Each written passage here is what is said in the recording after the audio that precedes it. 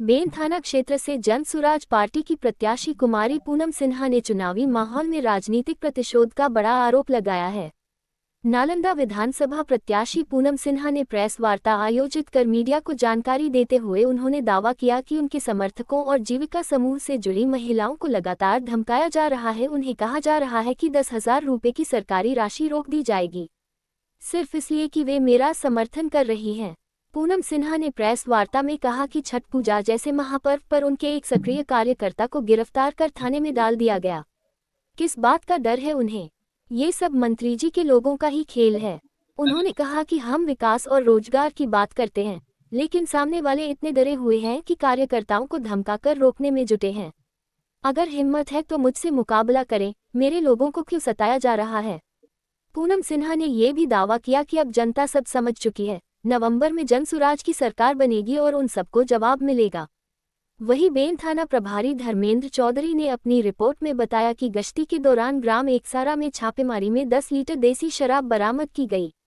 आरोपी प्रकाश चौधरी भाग निकला, लेकिन शराब जब्त कर एफआईआर दर्ज कर ली गई है।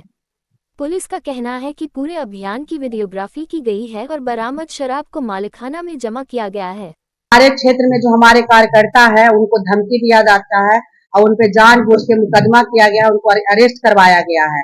इस तरह की मतलब राजनीति कर रहे हैं, जो कि होना नहीं चाहिए। हम लोग तो विकास की बातें करते हैं, पलायन की बातें करते हैं, रोजी रोजगार की बातें करते हैं। किसी पर्सनल आने पे तो हम टिप्पणी करते नहीं है, तो इस तरह की प्रॉब्लम तो नहीं होनी चाहिए। फिर भी इन्होंने हमारे कार्यकर्ता को इतनी परेशान की है, यहाँ तक कि उन्हें अरेस्ट करवा के इस छठ जैसे महापर्व में, जब उनके घर में छठ पर्व हो रहा है, तब उन्होंने हमारे कार्यकर्ता को अरेस्ट करवा के थाने में रखा हुआ है। जो यहाँ के मंत्री हैं वही ये सब करते रहते हैं, उन्हीं का ये काम है। उनको इतना डर समा गया है कि हमारे कार्यकर्ता को परेशान कर रहे हैं। अगर उन्हें कोई भी प्रॉब्लम है, परेशानी है, तो सीधे मुझसे लड़े। मेरे कार्यकर्ता को क्यों परेशान कर रहे हैं, वो भी इस छठ जैसे महापर्व में?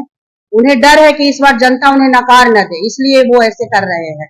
और जनता लेकिन समझती है चीजों को, और इस बार निश्चित ही जनसुराज की सरकार नवंबर में बन रही है, कहीं कोई डाउट नहीं है। बस झूठ मूठ का ह्यूमर उड़ाते रहते हैं और हमारे कार्यकर्ता को इस तरह से टॉर्चर किया जा रहा है कि लोग एकदम परेशान हो गए, त्रस्त हो गए हैं उनसे।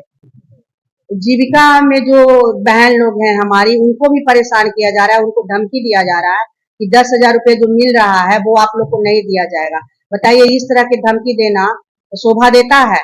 इन लोगों ने क्या बिगाड़ा? हम लोग का मेरा साथ दे रही है, इस वजह से उन्हें परेशान किया जा रहा है। पहले भी बोला कि मंत्री जी के ही लोग आते हैं, वही लोग परेशान करते हैं और आके सीधे धमकी देते हैं, बोलते हैं कि आप लोग का जो पैसा आया है वो वापस ले लेंगे। यहाँ तक कि पहले जब हम लोगों ने पीएलसी कार्ड भी बनाना शुरू किया था, उस समय भी धमकी देके वहां से हटाया गया था। इस तरह से कार्यकर्ता लोग हमारे परेशान करते हैं, लेकिन परेशान होने से कुछ होना जाना नहीं है। इस बार सरकार हमारी ही बनेगी नवंबर में। जी बिल्कुल वो करेंगे, वो बस समय का इंतजार कीजिए, सारी कार्रवाई होगी। और जो इस तरह की मतलब नीचे स्तर की जो राजनीति कर रहे हैं, वो नवंबर में दिखेगी जब हम लोग की जनसुराज की सरकार बनेगी। बिल्कुल सबसे पहले वही नेता लोग नपेंगे जो जिन्होंने भ्रष्टाचार की चरम सीमा पहुंचा दी है। ये हमारे कार्यकर्ता, जो कि हम लोग तो रोजगार की बातें करते, विकास की बातें करते, जानबूझकर उन्हें फंसाकर इस तरह से उन पर केस किया गया है और उन्हें बंद करके रखा गया है इस छठ जैसे महापर्व में। बताइए, हम लोगों ने क्या गलती की है? हम लोग क्या कर रहे हैं? हम लोग तो विकास की ही बातें कर रहे हैं, लोगों को बता रहे हैं, जागरूक कर रहे हैं। इसमें पर्सनल किसी का तो ये नहीं होना चाहिए, लेकिन काफी डर उनमें है और ये डर की वजह से ऐसे कर रहे हैं। लेकिन इस बार जनता उनको नकारेगी और जनसुराज की सरकार नवंबर में बनेगी।